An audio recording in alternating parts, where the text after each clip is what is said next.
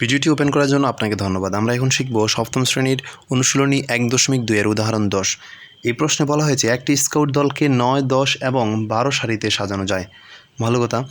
আবার তাদের বর্গাকারেও সাজানো যায়। ওই স্কাউট দলে কমপক্ষে কতজন স্কাউট রয়েছে? যেহেতু বলা হয়েছে একটি স্কাউট দলকে 9, 10 এবং 12 সারিতে সাজানো যায়, আবার বর্গাকারেও সাজানো যায়।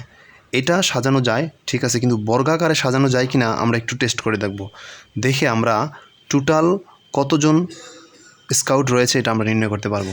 তাহলে বর্গাকারে সাজানো যায় কি না সেটা জন্য আমাদের কি করতে হবে, কি মৌলিক গুণনীয়কের সাহায্যে এটাকে ভাগ করে দেখতে হবে বর্গাকারে সাজানো যায় কি না। তাহলে আমরা দেখি 9, 10, 12কে আমরা মৌলিক গুণনীয়কের সাহায্যে ভাগ করব। 2 দিয়ে দিলে 9 যায় না, 10-এ 5 করা যায়, 12কে 6 করা যায়।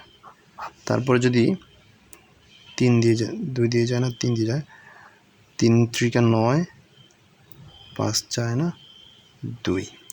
এখন যে কাজ, অতএব 9, 10, 12 এর লসাগু হচ্ছে কত?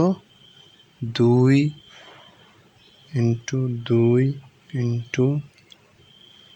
3 × 3 × 5 ইকুয়াল টু, এটাকে আমরা সাজাতে পারি কীভাবে? 2 × 2 এটা একটা সেট করতে পারি, 3 × 3 এটা একটা সেট করতে পারি, তাই কাজে শুধু 5। এখন এই প্রাপ্ত যে লসাগুটা আমরা পাইলাম, এই লসাগুকে কিন্তু 5কে বর্গাকারে সাজানো যাচ্ছে না। 3, 2 দুইটাই হচ্ছে বর্গাকারে, কিন্তু 5কে বর্গাকারে সাজানো যাচ্ছে না। 5কে যদি বর্গাকারে সাজিয়ে ফেলতে পারি তাহলে আমাদেরকে টোটাল এই প্রশ্নের দাগটা সরতে হবে। অর্থাৎ বলছে আবার তাদেরকে বর্গাকারেও সাজানো যায়, তাহলে আমাদেরকে 5কে অবশ্যই কী করতে হবে? বর্গাকারে সাজাতে হবে। তাহলে আমাদের টোটাল বলছে ওই স্কাউট দলের কমপক্ষে কতজন স্কাউট রয়েছে, কতজনটা আমাদেরকে বের করতে হলে এই 5কে কী করতে হবে? বর্গ করতে হবে। তাহলে আমরা যদি এটা এখানে সংক্ষিপ্ত করে দিতে পারি যে 5কে আমরা বর্গ করে দিই, তাহলে 5 × 5 = 25। তাহলে আমাদেরকে যদি এখন আমরা ওই টোটাল সংখ্যাটা নির্ণয় করতে যে কমপক্ষে কতজন স্কাউট রয়েছে, তাহলে আমাদের কমপক্ষে কতজন স্কাউট রয়েছে এটাকে আমরা যদি গুণ করে দেই, তাহলে আমরা এখন এটা করতে পারি যে এখানে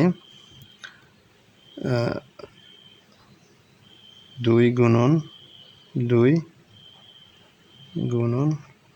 3 × 3 × 5 × 5। তাহলে এটাকে যদি আমরা গুণ করি তাহলে আমরা পেয়ে যাই হচ্ছে 900। তাহলে আমাদের উত্তর হবে এটাই, যে টোটাল এই তিনটা আমরা বর্গাকারে তিনটা এখানে সেট পেয়ে যাই যেটা বর্গাকারে সাজানো। তাহলে এখানে টোটাল স্কাউট রয়েছে 900 জন।